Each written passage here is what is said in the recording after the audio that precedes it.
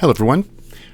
So yesterday, I released a tutorial on how to make this cool little effect to match an existing effect from a video game that somebody had asked on Reddit.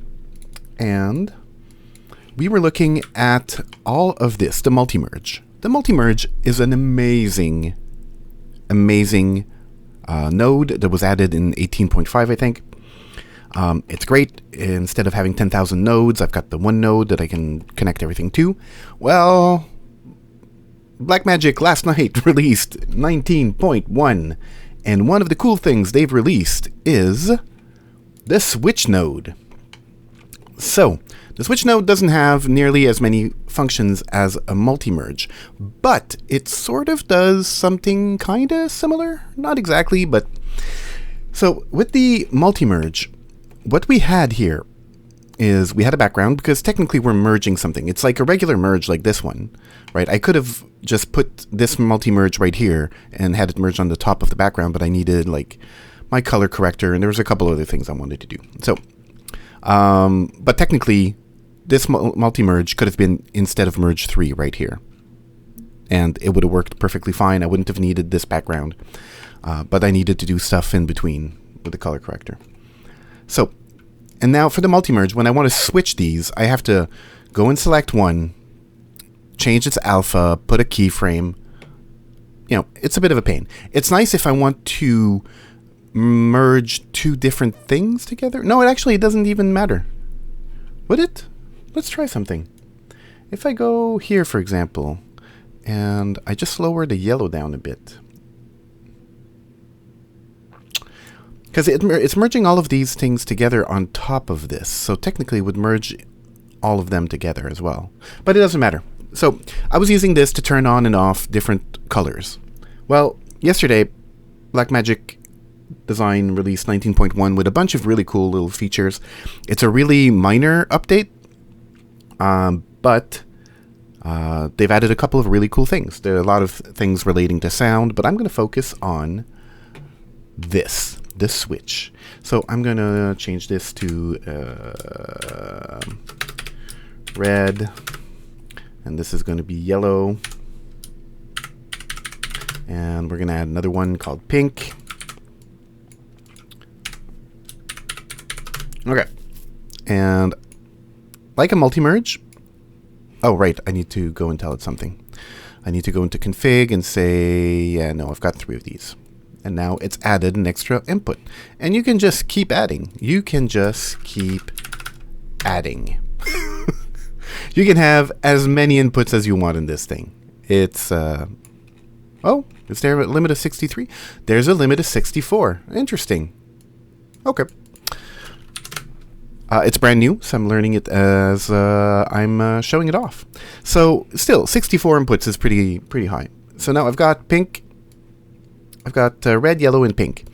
The difference with the switch and the multi-merge is you just switch between the different inputs. Oh, let me go and fix that. Pink. There you go. So now, let's say I'm here. It's red, and now I want to switch it. I'm just going to put a check mark. I'm going to put a check mark at the beginning to say it's red. I'm going to go to my next check mark, and now it's yellow. And I'm going to go here. I'm going to put another keyframe is what I meant to say. And it's going to switch to pink. Now, it's not going to transition as if I was slowly moving the blend over, but I wasn't slowly moving the blend over yesterday. I was literally switching from 0 to 1, which is exactly what this does, except, with just a button. So much easier. Yellow. And then, did I not put pink? So red, yellow. Oh yes, I forgot to change the color here. So we're going to go here. We're going to go to pink. And just like that. So much simpler. There's not 10,000 windows to navigate through. Like I said, it's not as versatile as the multi-merge. In terms of I can't like blend in, slowly change the color so that it goes from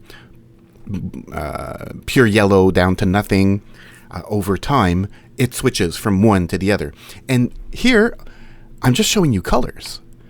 It can do way more than that. Let's take a look at this. I've got my ellipse. Oh, and the other thing it doesn't do is it doesn't resize.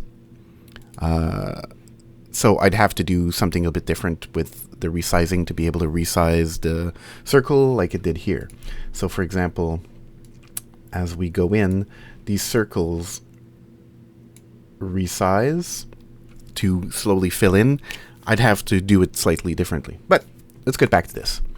The other thing is that the switch isn't just for backgrounds. It's for a bunch of different things. I haven't had a chance to test it all out yet. But I'm going to grab the switch. I'm going to make a new one because I've got some settings in that one. So we're going to add a switch. And I'm going to grab a text node. Yeah, you heard me right. A text node. And I'm going to call it text. Oh, it's actually text 2 already. Perfect. So I'm just going to bring this in. I'm just going to bring this in. Thank you. And look at that. It accepted it. I'm going to merge it on top here. And text 1 is going to be line, let's say line 1.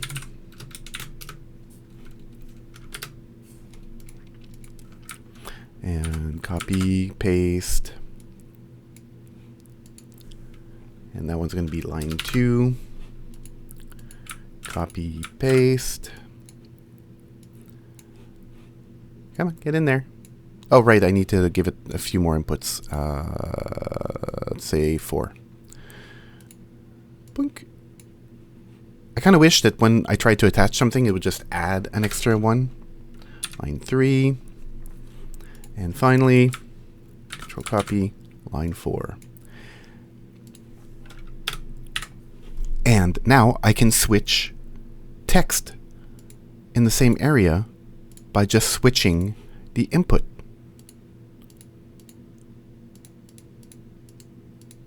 What? That is crazy.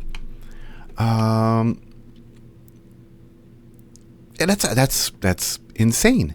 Now the next thing I could do is, it's not just limited to text. It could be shapes. It could be a bunch of different things. So for example, if I come in here and I get a shape.